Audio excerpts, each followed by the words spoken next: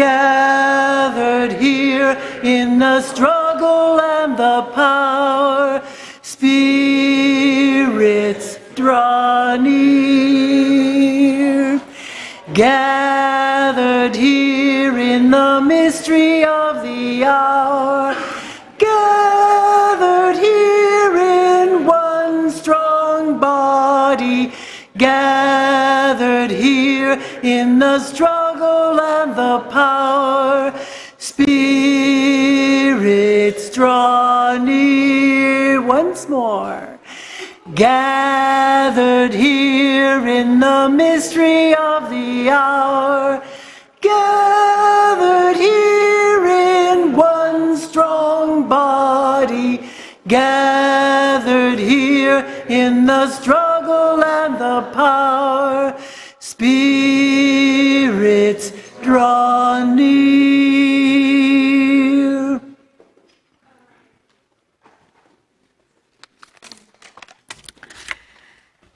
Good morning. I don't have any announcements, but I do want to remind people that the auction is going on, and there are posters back there with the different items that are up for auction, so be sure and look at that before you leave. Good morning and welcome to the Unitarian Universalist Church of Spokane. I am Lisa Conger, your worship leader this morning. We're glad to have you with us. UUCS is a welcoming congregation, and we appreciate your unique background, beliefs, or lifestyle. It is our mission to join together to create a nourishing liberal religious home and to champion justice, diversity, and environmental stewardship in the wider world. Excuse me. Or in short, to create community, find meaning, and work for justice. If you're one of our longtime members or have been here a short time, or if you're joining us today for the very first time, we're delighted to have you. Welcome to everyone, especially our guest speakers who will introduce themselves later in the program. Welcome to those streaming with us also. Please take a few minutes now to greet one another and be sure to say hi to someone you don't know, you haven't met yet.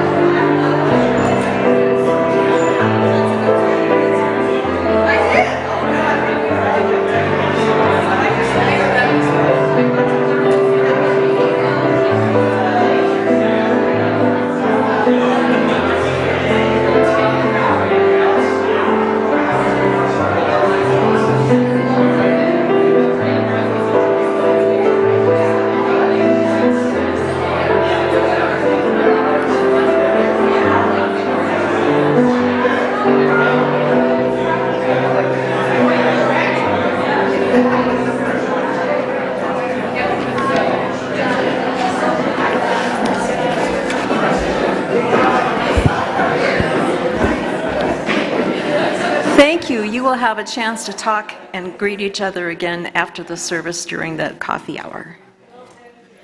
We now turn from our informal greeting of one another to formally begin our service by lighting our chalice, the symbol of Unitarian Universalism, the symbol of our unity and solidarity, of our openness and inclusion, of our community and individual uniqueness. May this small flame be our offering of warmth to those who are cold and alone, and a light to those in darkness. May it be a flame that ignites justice in our world and a beacon of hope to those in need. And may it reflect at least a spark of truth wherever truth has been lost, and cast a healthy shadow of doubt where it has been found.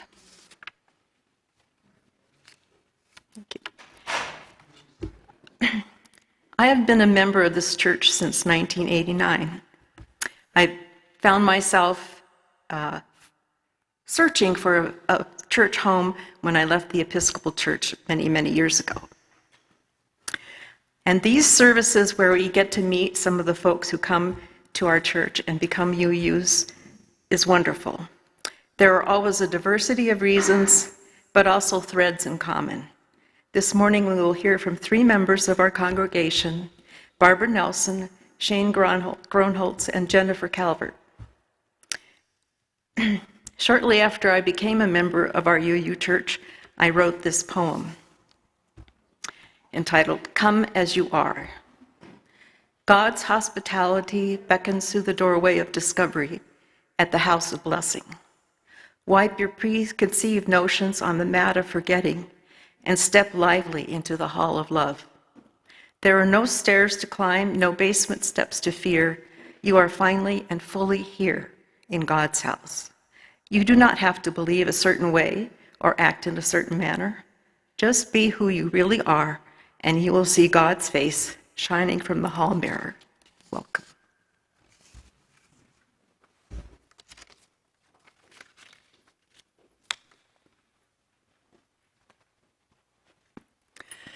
Well, as you might see by looking around, this is Halloween weekend.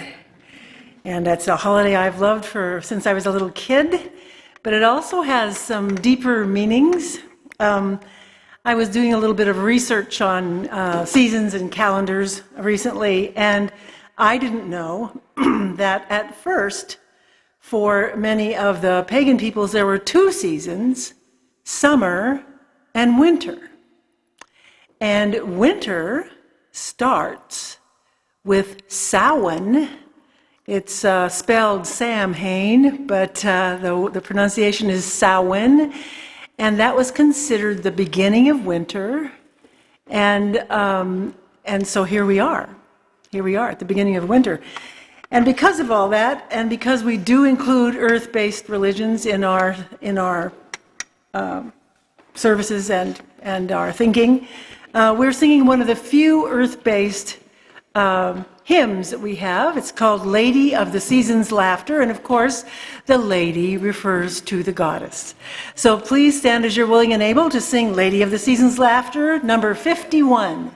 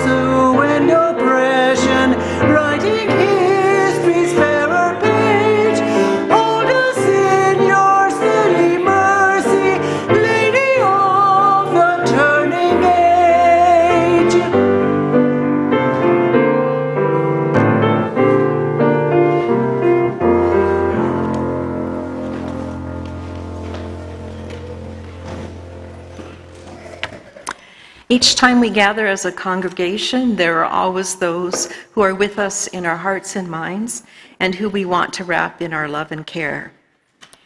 We kindle light this morning for the people of Ukraine and all those troubled people all over the world. Let us share a moment in silence, embracing others who are in our hearts this morning. You're welcome to say their names aloud as you are willing. Great Uncle Henry Wallace, Vice President in 1944, Nazi fighter.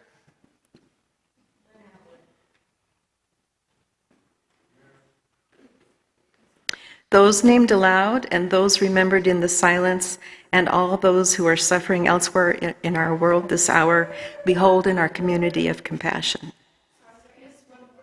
Oh, I'm sorry.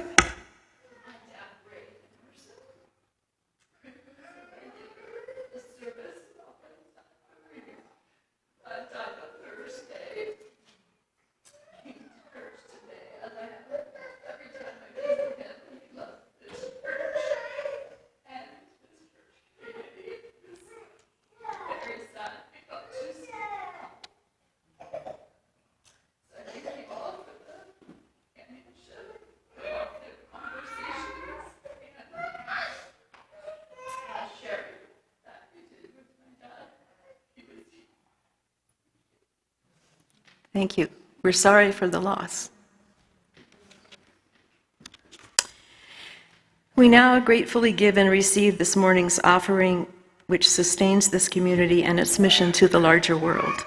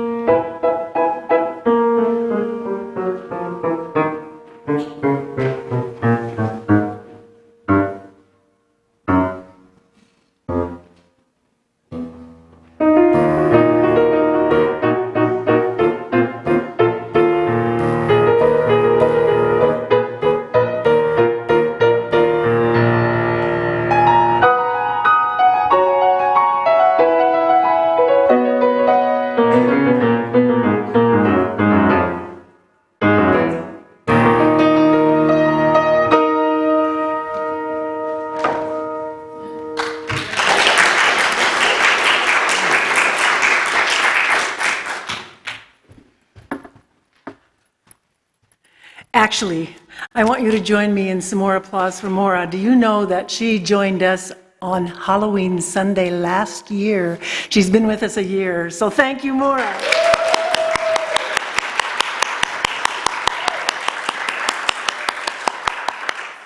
Well, I'm not Stephanie or Todd, but I have a little story to tell and a little song to sing. So, kids, do you want to come up and come around the jack-o'-lantern down there? It's actually lit. I had a hard time with that jack-o'-lantern. I love carving jack-o'-lanterns, but little did I know when I bought that warty pumpkin, one of those fancy ones, that they are hard as bricks. I was in that kitchen last night trying to carve that pumpkin, and it took me a whole hour. It took me an hour, and I couldn't even get a lid made. I punctured, and finally I thought, if I keep trying harder and harder and stabbing, I'm just going to hurt myself. So I gave up, and I started, carving the eyes and doing things like that. So this pumpkin has no lid, but it does have a little bit of pumpkin light inside. It does. Don't touch, because it's real fire. But there, that pumpkin is lit. And I wanted to tell you, first of all, just a little story about, actually about my dad. My dad grew up during something called the Depression. And he and my mother grew up then, and they were both pretty musical people, but there was no money for lessons or anything like that, and no gas money to get any place to have those lessons. So, how many of you down there, does anybody have music lessons? Anybody have? Yes, some people do. You're lucky, see? You too, good. So my dad didn't get to have music lessons, and neither did my mom, but he loved music. And in fact, he used to have this huge paper route in Smelterville, Idaho.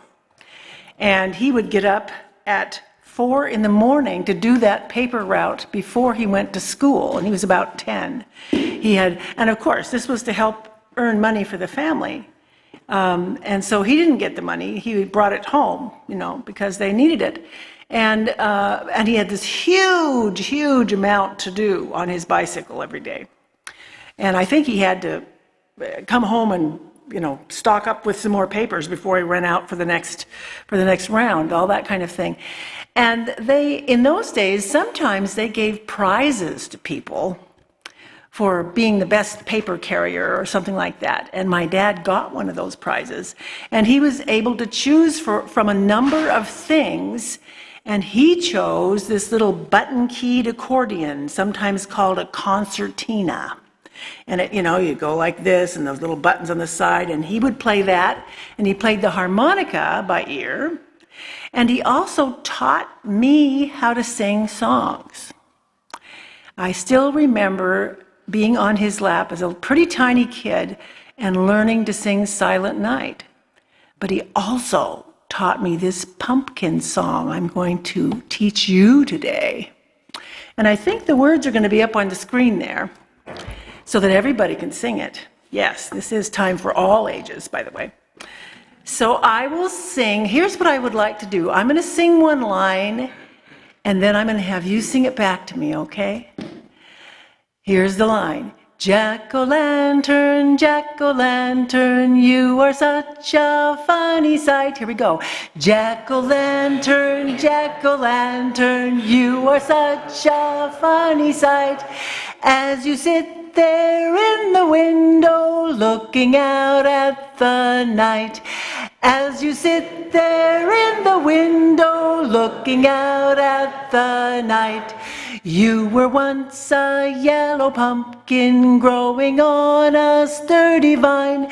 You were once a yellow pumpkin growing on a sturdy vine. Now you are a jack-o'-lantern, see your candlelight shine. Now you are a jack-o'-lantern, see your candlelight shine. You're pretty good. I was amazed. First service really sang out. There are more people here now, so just let's do the whole song. Here we go. Jack-o'-lantern, jack-o'-lantern, you are such a funny sight. As you sit there in the window looking out at the night. You were once a yellow pumpkin growing on a sturdy vine. Now you are a jack-o'-lantern, see your candlelight shine. And guess what? Now it's time to sing our kids out, and they get to do all sorts of Halloween-y things where they're going. Here we go.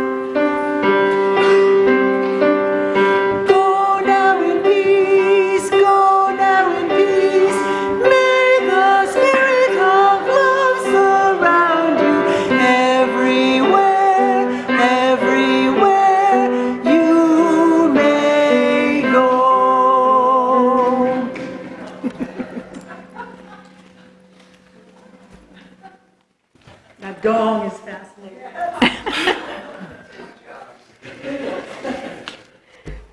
Well, after that rowdy story, it's time for our meditation in words and silence.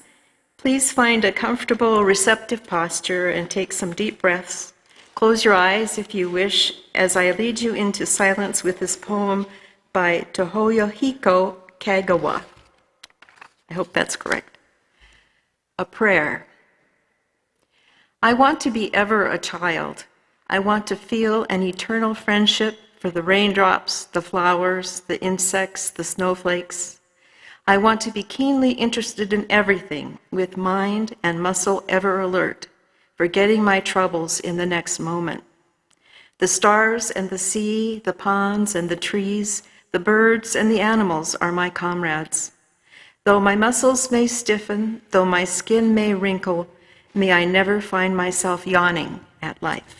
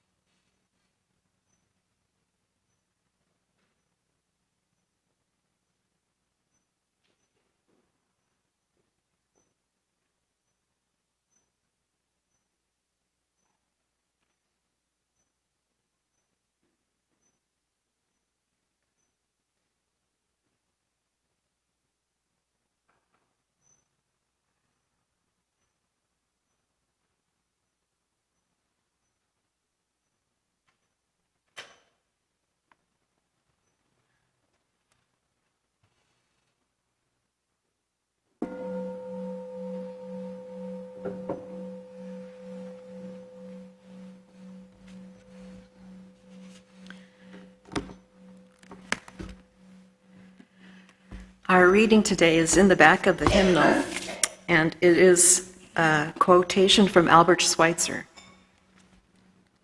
At times, our own light goes out and is rekindled by a spark from another person. Each of us has cause to think with deep gratitude of those who have lighted the flame within us.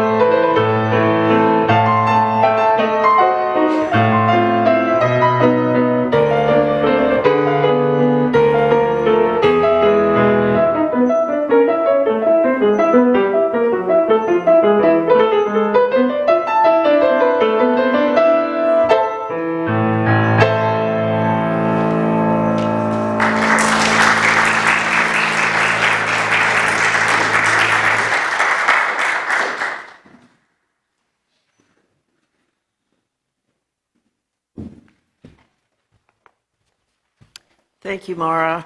That was beautiful. I enjoyed it as much the second time around as this time. My name is Barbara Nelson, and I've been here at I did that the last time. I've been here at Spokane Unitarian Universalist Church for 5 years. My first real search to find a spiritual community was when my father, an Air Force officer, was transferred to the Pentagon and we moved to the D.C. area. I was in middle school, the only one going to church in my house, and I started attending a Baptist church that was just down the street from where I lived, so it was an easy walk for me. I didn't find out much about the Baptist church there that impressed me. However, what did impress me was hearing about missionaries, and especially Albert Schweitzer. From our reading, totally coincidental. But I didn't find out he was a Unitarian until many years later. At the same time, I discovered on the Sunday morning TV show a Unitarian service that was being held, and actually it was a Sunday school. And the teacher there started talking about mud. What would your mom think if you walked in the house tracking over her freshly mopped kitchen, dirt? Have you ever made mud pies in the yard after it was soaked by rain? Was it fun? And what about a farmer? What could he do with a field soaked by rain? Could he maybe plant some seeds in it? She listened patiently while the kids offered their answers. Dirt? Mud? Soil? They're different, right? They're the same, though, and they're all important. These images gave me a basic foundation of trying to look at situations from different perspectives.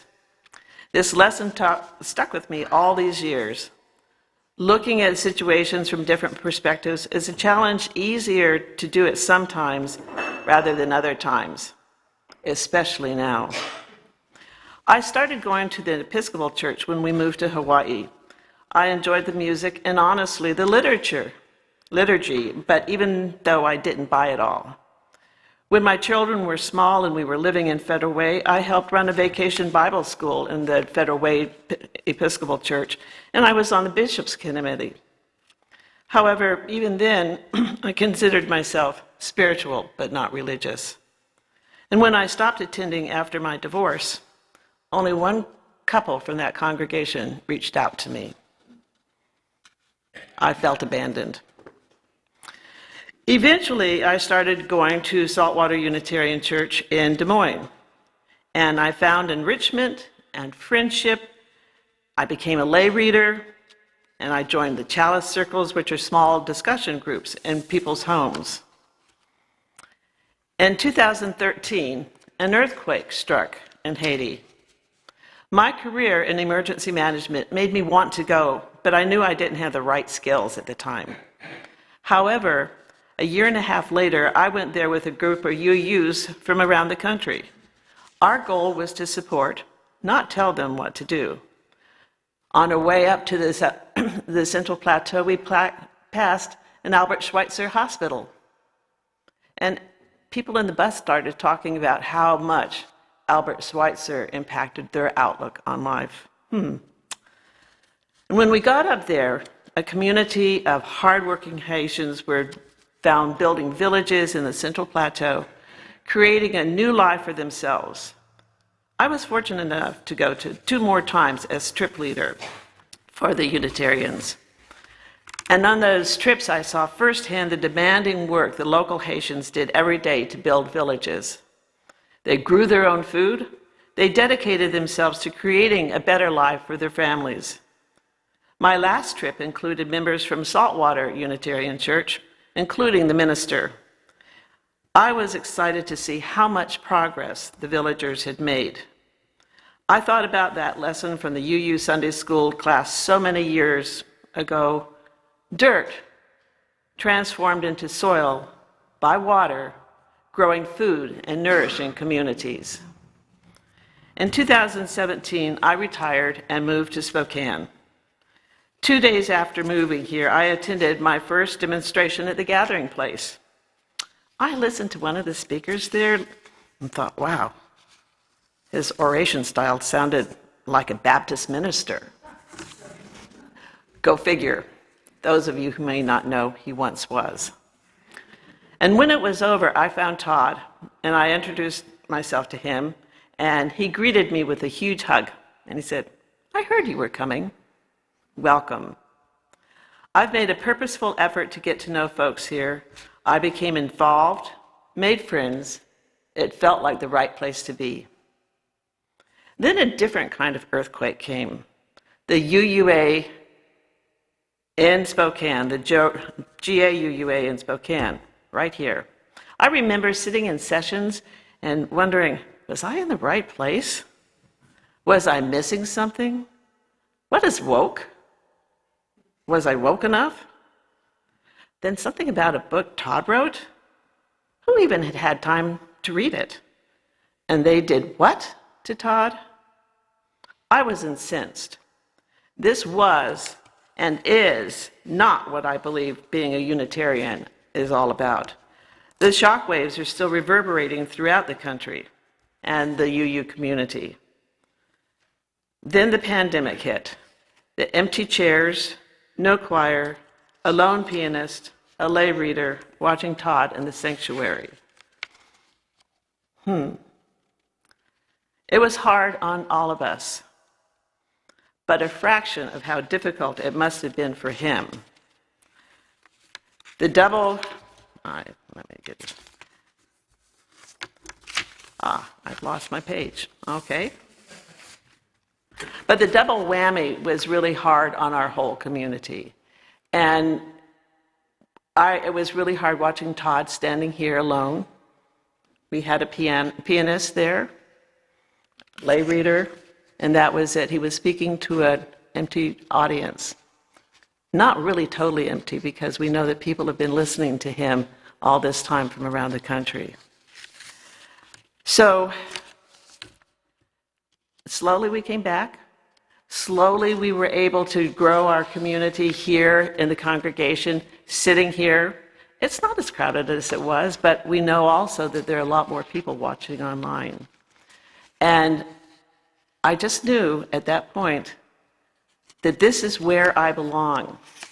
I belong to be here with people who are willing to listen to different points of view and to support the righteousness of a community welcoming to all. Thank you.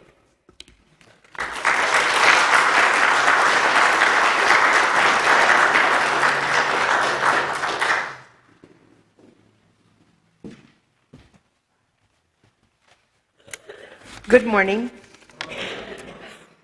That's nice to hear. My name is Jennifer Calvert, and I've been attending this church for about 5 years. I've lived here in Spokane since the early 1980s, but I never had a church home. And I think it's because I didn't realize that one existed like this one. I grew up attending Sunday school in mainstream Methodist and Presbyterian churches. And when I began to question their orthodox thinking and didn't find answers that satisfied my questions, I stopped attending them and no longer searched for a place to call home. I've always been sensitive to the world around me in terms of how humans treat each other and how humans have needs that so often go unmet, and how becoming an activist on behalf of making the world a better place and a livable place for all life on this planet is the most important work I and we can do. What I didn't see was how mainstream churches fit into this picture, and therefore how religion and social activism can and should intersect. I actually came to our UU church through my activism on behalf of Palestinian human rights. I met Myrta Laddish, who had visited Palestine in 2011 or 12, and hearing her speak about her experiences and her knowledge led me to want to go there myself, which I did 3 times since, and to follow Myrta's lead in spreading the word here in the U.S. Myrta passed away recently, which is a great loss to us all, but I try to carry on the work that she was passionate about and continue to be inspired by her dedication and by her example. Then I met Barb Steubing and Linda Green, and together we started showing films that focus on human rights and social justice, and that morphed into meaningful movies. Pre-COVID, we presented the documentaries and discussion sessions at the Magic Lantern Theater. COVID happened, so until recently we went remote and online. Now we will be returning to the Magic Lantern, and we hope you will see the notifications of our events through the UU newsletter and join us if you can. So I discovered this church home through its involvement with social activism. And when I read the 7 principles and the 6 sources, I can easily feel again the feeling of I am home. The baseline belief in, quote, justice, equity, and compassion in human relations, end quote, is just bedrock to me and my soul. Having respect for the interdependent web of all existence of which we are a part is truly the only way that we can live comfortably on this planet. So I wore my activist uniform today. You may recognize. Our church has displayed a yard sign that proclaims our belief in these important principles, and when I saw it, I got online, and lo and behold, I was able to buy a t-shirt that matched the yard sign. So this shirt has even more special significance to me. Let me explain. I retired from teaching math at Ferris High School in 2009, and then I began substitute teaching in 6 area schools. I didn't have to buy new clothes for my new job because, for those of you who haven't been in a public school lately, it's gotten pretty casual. I had already been dressing in t-shirts and jeans for many years. So on the day after I got my new t-shirt in the mail, I of course had to wear it to school. I was in a classroom of kids who already knew me from the fact that I'd subbed for their teacher a number of times. But it occurred to me to call their attention to my new shirt. I said, I have something I want to share with you. I'm coming out. Well, you might imagine what they thought I was going to say. But I said, I'm an activist. And so you probably can't read my shirt from way back there, but water is life, women's rights are human rights, Black Lives Matter. Science is real. Science is real. Yes. And so we had a little laugh about it, but honestly, I think I made the point that I hope will last with them for a while. I'm definitely a person who proudly identifies my identity as an activist. And that reminds me of another way that I hope I was influential with them. Often when the blood drive would happen at schools, then I would take my prep period and I would go and give blood. And then I got to wear the little, kiss me, I gave blood or whatever, signs that they gave us, because I wanted to be a good example of somebody who is a human who cares about other people in the world. And I also remember that my grandson, who was probably 10 or 12 at the time, he goes, ooh, give blood, ooh, think about it. He now gives, he goes to, what do they call it, no, not the plasma. He goes and gives plasma. So yes, they pay him for it, but still, the fact that he, at one point, going, oh, you can't, yes, he can. He found he could. Besides our church being a place that supports the principles and beliefs that are so important to my identity, which is serious business indeed, I truly appreciate the moments of lighthearted fun as well. Somehow I doubt that other churches were encouraged to sing about Peter Cottontail hopping down the bunny trail on Easter Sunday, like our music director Deb had us doing. And Bob Dylan and Beatles songs. Whoa, what other church? And it's really fun to have a minister who's also a ventriloquist. He makes us laugh while making a point, and that's so cool. I'm a person who believes wholeheartedly in science and the scientific method. It means so much to me to attend a church that does not center a belief in God, but emphasizes human worth and human interaction. Folks in our church can certainly have differing beliefs about the existence of God or the meaning of God, but I appreciate not feeling pressured into aligning with those beliefs. I'm so thankful to have found this church that supports me in my activist efforts and supports us all to make a world a better place for us all. Thank you.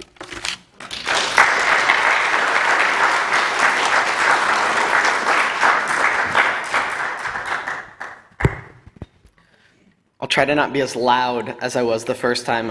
Halfway through, I got worried, and I said, am I speaking too loud? And my wife said, yes. Thanks for listening to me this morning. I grew up in an evangelical household, and I'm a pastor's kid, and I sometimes say that going into the ministry was the family business because my dad, my grandpa, my uncles, everybody was a minister or a missionary or something like that. And I, not being a terribly creative person, just figured that that's what I would do as well. So all growing up, I figured I would eventually become a minister.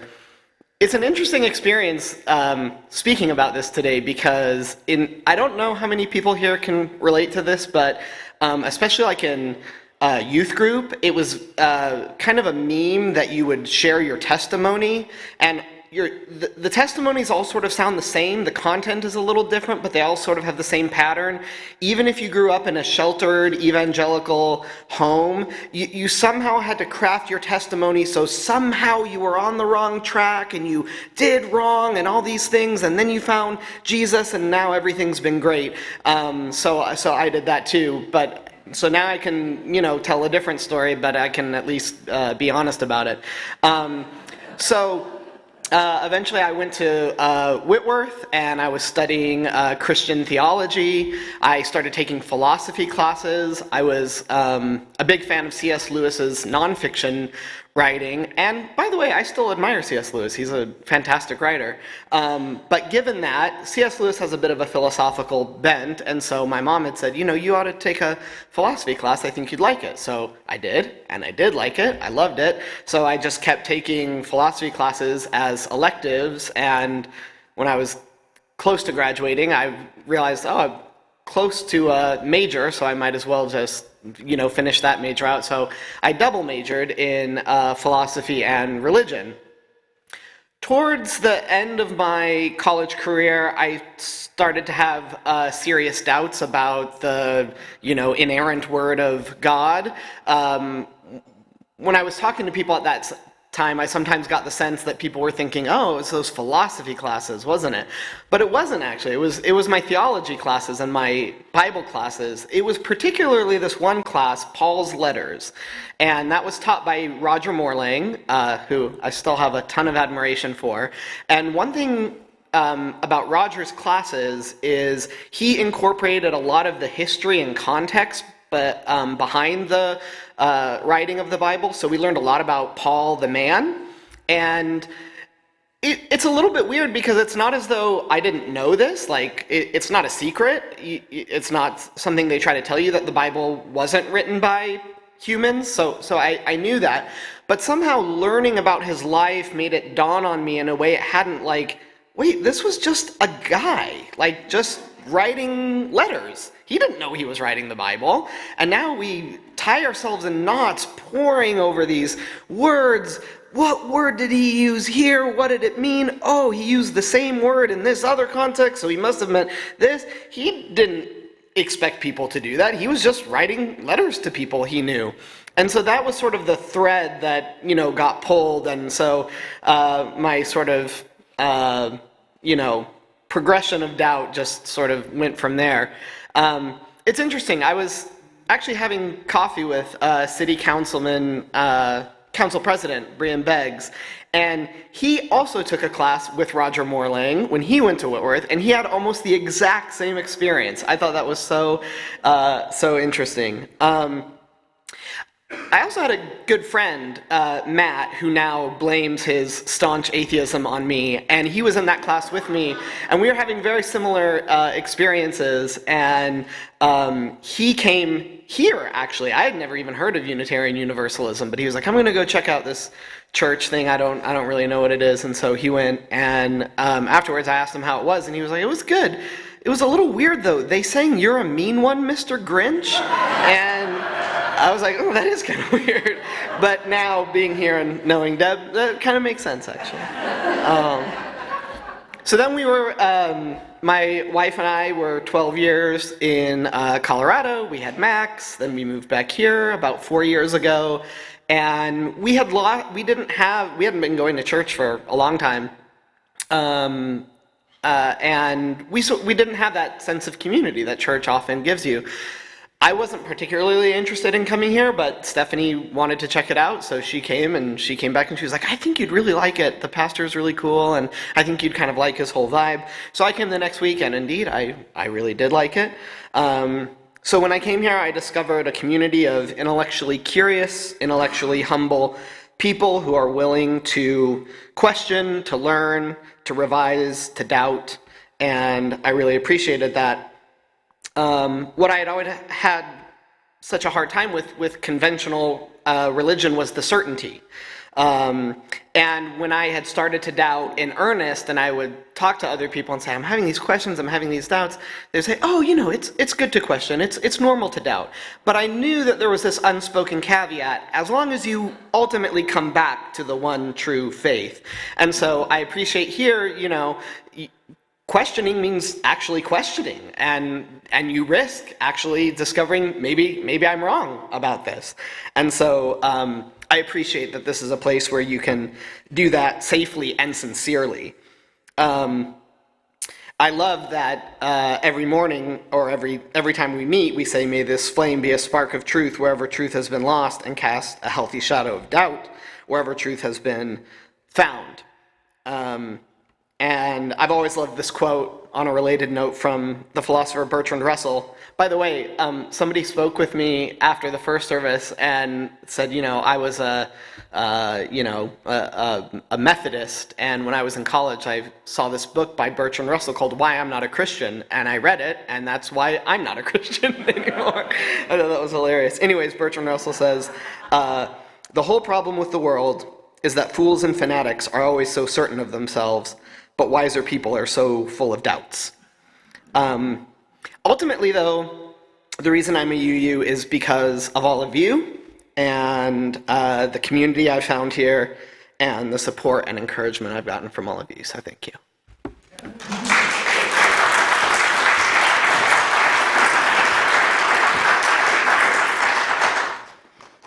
Well, I feel that I need to defend my choice of you're a mean one, Mr. Grinch. Yes, well, on the face of it, of course, that looks pretty bad. But when I first came to this church, Bill Hauff was the minister, and every Christmas time he read us the Grinch story. And you will probably remember the ending, you know, when, you know, he wasn't the Grinch anymore. He opened his arms and hearts to people, and his hearts grew, 3 sizes, you know, and all that stuff. So there's a good grounding for the Grinch here. And since we have some extra time, and I'm like to prattle on, I would like to say a few words about why I came here. My parents, when I was about 12 or so, thought that it was just, we probably should be churched a bit since we hadn't been. I was living in North Idaho, out in the country. And so we ended up at the Lutheran church. And there was I will never forget him, Pastor Gronholz, very strict, very conservative Lutheran at that time, didn't like dancing. I was a teenager, and I kind of did, and didn't care for card playing, and my parents did that too. So I wasn't so sure about those things, and we had to learn the catechism and be, you know, confirmed in the faith. And so, you know, Martin Luther, there was a question, and then there was Martin Luther's answer. And that's what we were memorizing, of course. But for me, as a 12-year-old, and we read the whole Bible, I saw discrepancies in some of those things. And so maybe one week it would lean one way, and the next week it would kind of lean a different way, and I'd say something about it. I'd say, well, wait a minute, didn't we last week, we found out about this, and that doesn't jibe with this over here. And I still remember the muscle in Pastor Gronholz's jaw. And I was such a question box that I could tell when he was irritated, because that muscle would start working. You know, here she is again, asking some question, you know. But I did end up at Pacific Lutheran University, a very good university, by the way, and we were required 9 hours of religion there. And we were required New Testament and Old Testament, and then we could choose one. And I found that enlightening, actually. The professors were not couched on this rigid kind of thing, but it still wasn't quite enough for me. So at PLU, I at first was an agnostic, and then I decided that I was an atheist for a while. And then on spring break, I came back home. I think I was like 19, something like that, to North Idaho, and my neighbors, Ruth and Art Husa, had come by the Unitarian Church in the old building on 8th. And they saw a big sign about Rudy Gilbert speaking about the Vietnam War. And they were anti-war, and so was Rudy Gilbert. And so even though they were an hour's drive away, they started coming to church. And when I came home for spring break, they asked me if I wanted to go too. So that was the first time I ever stepped foot into a Unitarian. At that time, it was the Unitarian Church of Spokane. And I was fascinated. Here I was struggling at college because I was pushing against these beliefs I thought were too rigid. And here was something else. Here was something very much else. And guess who they had for musicians? Symphony players. Catherine Gellhorn at the time was twisting, she would twist their arms, they weren't paid. And they would come in and play gorgeous things, and I was very much in love with that. So that planted a seed in my head, and when I got done with school, and came back into this area, I thought, well, I'm going to go check this church out, because I remembered how much I liked it, and so that's how I ended up here. And by the way, I went for quite a while before I became a member. And then I was in the choir, and I was doing this, and I was doing that, and I was coming almost every Sunday. And I was kind of averse at that point to being a member of anything. And finally I said, well, I'm acting like a member, so I guess I might as well sign the book. And so that's what I did. So that's how I got here, and then came into the music director's job. And I've been here for a long time, folks, 33 years. So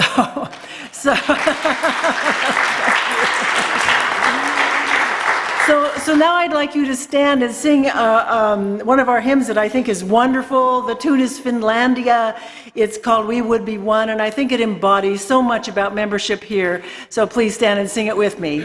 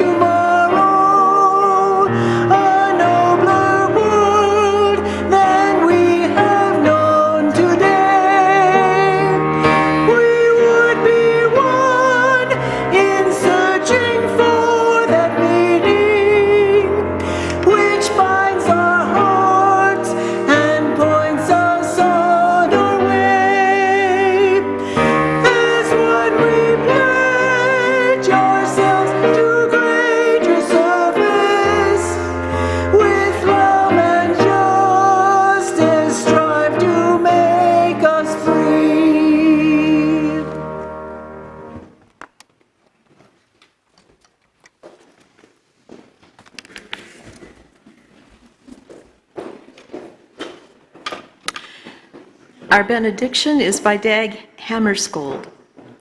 Each morning we must hold out the chalice of our being to receive, to carry, and give back. So be it. Amen. Blessed be. Salam alaikum and shalom.